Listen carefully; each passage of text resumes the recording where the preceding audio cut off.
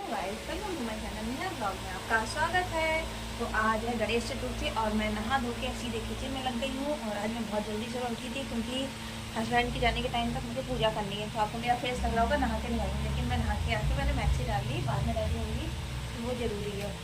तो इस समय बजा है 6:30, 6:30 तक मैंने नहा धो के पूजा कर ली है और किचन में पूजा की तैयारी कर रही हूँ। तो किस किस के घर पहले सकट चौथ होती है पहले ये बताइएगा कमेंट में। हमारे यहाँ तो सकट चौथ तिल की होती है, तिलकुट वाली है। तो मैंने यहाँ पे पूजा की तैयारी सारी कर रखी है। अभी भगवान जी बनाने हैं, मुझे सकट चौथ दिखता बनाने हैं। घर की पूजा भी आज मैंने ही पहले कर ली है, सबसे पहले जल्दी नहा धो के वो भी हो गई है। और एक तरफ किचन में मेरी तरफ देखिए, एक तरफ बन रही है सब्जी, पूरी कढ़ाई भी चढ़ी है। और मैं इधर बना रही हूँ बकरा। जो हमारे यहाँ जो ये बकरा होता है ये तिलकुट का बनता है। इसमें तिल में गुड़ को मिलाया जाता है और फिर इसका बकरा बनाते हैं। तो ये बकरा बन जाएगा तो मैं आपको दिखाऊंगी। एक तरफ पूरी का आटा भी लग चुका है, ये हमारा देखिए पूरी का आटा लग चुका है। ये मीठे पुए गुलगुले का आटा भी लग चुका है। बस अब जल्दी से ये सब रेडी करके फिर आपसे मिलते हैं। तो गाइस मेरी पूरी बन के रेडी हो गई है। मैंने पूरी सेक ली है और कढ़ाई में मेरे गुलगुले पड़े हुए हैं और सब्जी भी रेडी है। बस सब्जी बन जा रही हूँ फटाफट। सुबह टाइम ऐसा लग रहा है भाग रहा है ऑफिस से टाइम तक। और गाइस देखिए ये होता है हमारे यहाँ तिलकुट का बकरा। तो ये बन चुका है तिलकुट का बकरा। इसी को बनाना था, ये गुड़ और तिल से मिला के बनाया जाता है। और बस मीठे पुए होते हैं गुलगुले। किस किस को मीठे पुए पसंद है? हम लोग को बहुत पसंद है, लेकिन होली दिन आज जब भी पूजा होती है लेकिन बनते उसी दिन है। और सब्जी तो समझ में नहीं आ रही थी तो मैंने बना ली छोले की सब्जी। तो पूरी सैचुरेट सब्जी है वही, तो उसमें अपने हस्बैंड को नहीं कर दूँगी। फिर पहले पूजापा निकलेगा, उसके बाद खाना रेडी होके लंच पैक होगा। और अब मैं थोड़ी देर में जा रही हूँ रेडी होने और उसके बाद पूजा करूँगी। फिर मिलती हूँ आपसे। तो अब फाइनली मैं पूजा के लिए हो गई हूँ रेडी। तो फाइनली पूजा के लिए हो गई रेडी। पूजा की तैयारी देखिए सब कुछ हो गई है। इस पे मेरे भगवान जी बनते हैं, वो मैंने बना दिए हैं। वो आप लोग को दिखेंगे नहीं क्योंकि ये सकट चौक है ना, वो घी के बनते हैं भगवान जी। तो मैंने बना दिए हैं। दीपक भी है, पूजापा भी रख लिया है, बकरा भी तैयार है और ये सारी चीज़ें हो गई है। तो अब बस मैं पूजा करने बैठती हूँ। अब पूजा हो जाएगी फिर आप लोगों से मिलूँगी।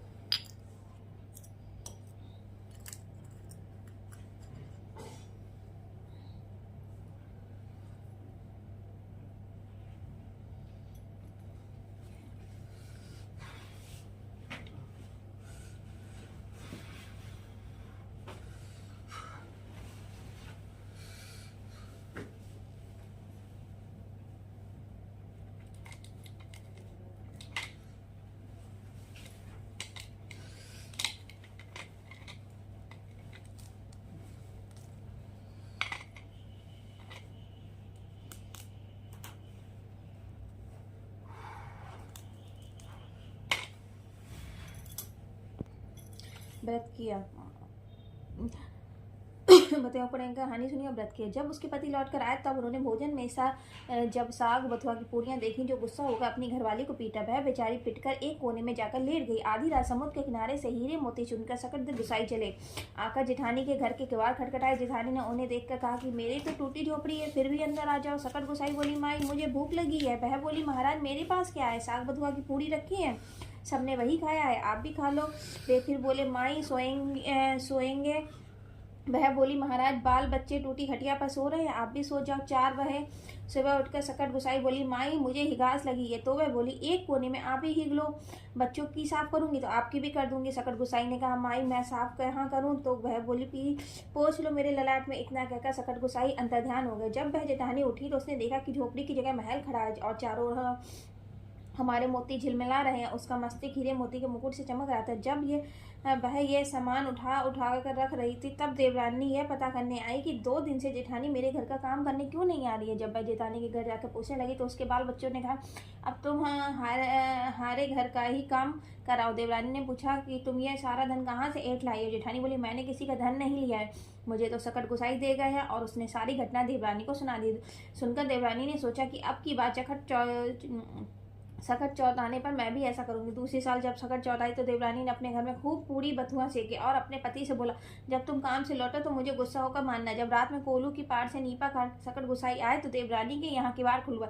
देवरानी ने कहा कि महाराज उसके यहाँ क्या था, मेरे यहाँ बढ़िया के भाड़े, अंदर चले आओ। उन्होंने कहा, माई भूख लगी है। तो देवरानी ने कहा, मेरे यहाँ भरी छवरिया पुआ पूरी रखे हैं, आप खूब खाओ। सकट गुसाई बोले, माई नींद लगी है। तो उसने कहा कि सूत के पलंग पर सो जाओ। सुबह उठने पर वह बोले, माई हिगास लगी है। तो वह बोली, मेरे यहाँ खूब बड़ा महल है, जहाँ चाहो हिग लो। सकट गुसाई बोले, माई साफ किससे करूँ। तो वह बोली कि पोंछ लो मुझ भगवान के ललाट से। इसके बाद सकट गुसाई अंतर्ध्यान हो गए। सुबह जब देवरानी उठी तो उसके घर में चारों ओर बदबू फैल रही थी। जिधर पैर रखती उधर ही गंदगी पड़ी थी। जब देवरानी का पारा साथ में आसमान पर चढ़ गया, वह जेठानी के पास पहुंची और बोली कि तुम कहती हो कि सकट गुसाई दे गए, लेकिन मेरे यहाँ तो कुछ नहीं दे गए, तुम जरूर किसी को ठक्कर लाई हो।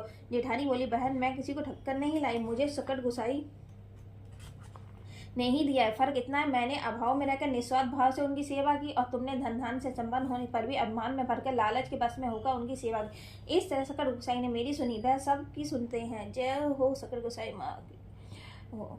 अगर आप इसी साल में बेटा या बेटे की विवाह हो, चौथ माई का उज्जवल होता है। 1.25 किलो सफ़ेद तिल और गुड़ मिलाकर तिलकुट करो और 1 चम्मच से तिलकुट की 13 पूरी करें। उस पर एक तिल रखकर 2000 रुपये रोली चावल में से बाद में सासू के पैर छूकर दे दें। चौथ और सिर्फ चौथ का उज्जवल करें तो एक थाली में 13 जगह 4 हल के और 13 रुपये उस रखकर सास को पैर छूकर देते रहे। ब्राह्मणी की माँ उन्हें एक पूरा हलवा पूरी दे दो, टिक्का लगा कर।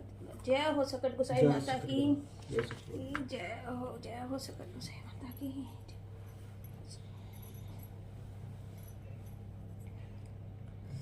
जय हो सकट गुसाई माता की, जय हो सकट माता की, जय हो सकट माता की, जय हो सकट माता की।